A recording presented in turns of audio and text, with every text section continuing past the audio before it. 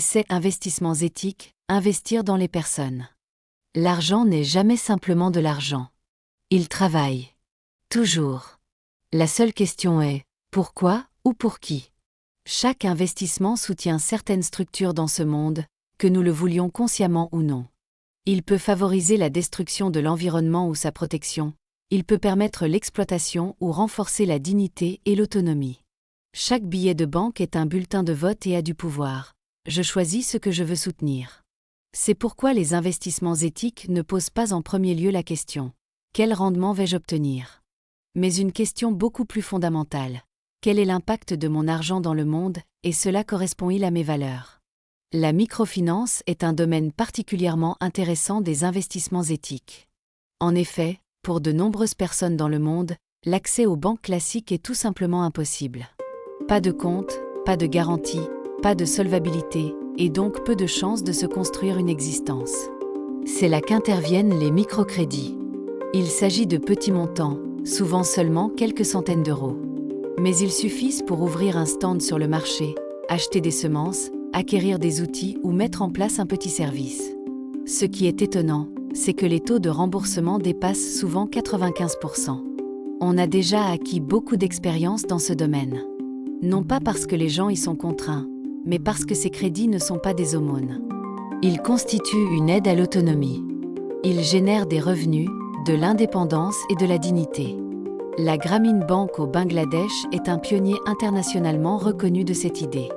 Mais pour les investisseurs européens, elle n'est généralement accessible qu'indirectement. C'est là qu'Wacocredit entre en jeu. Ils sont présents dans de nombreux pays. Wacocredit est une coopérative internationale fondée en 1975, avec une idée directrice claire, investir dans les personnes. L'objectif n'est pas d'obtenir les rendements les plus élevés possibles, mais de permettre aux personnes à faible revenu d'accéder au capital, de manière équitable, transparente et durable. L'accent est mis sur 3 domaines, la microfinance, l'agriculture durable et les énergies renouvelables. Wacocredit finance par exemple des institutions de microfinance, des coopératives de petits agriculteurs ou des projets solaires dans des régions qui, autrement, ne recevraient pratiquement aucun investissement. Cela permet de créer un pont entre les populations du Nord et celles du Sud, non pas en tant que donateur et bénéficiaire, mais en tant que partenaire.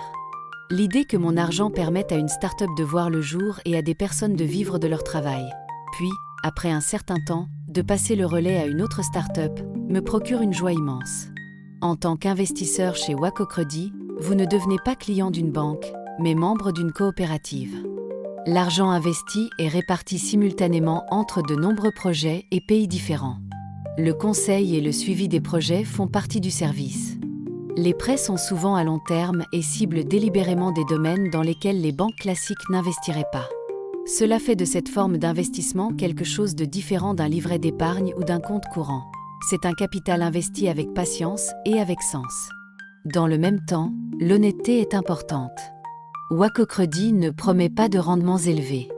Le dividende est limité à 2% maximum, et certaines années, par exemple en période de crise, il n'y a pas de distribution. Ce n'est pas une erreur, mais cela fait partie du concept. En effet, plus le rendement pour les investisseurs est faible, plus les crédits peuvent être avantageux et viables pour les populations locales. Les parts sociales sont une participation entrepreneuriale. Cela signifie qu'il existe certains risques. Wacocredit répartit ces risques sur de nombreux pays et projets. Au moment de la grande crise financière de 2009, les parts étaient extrêmement stables, tout l'argent était encore là après coup.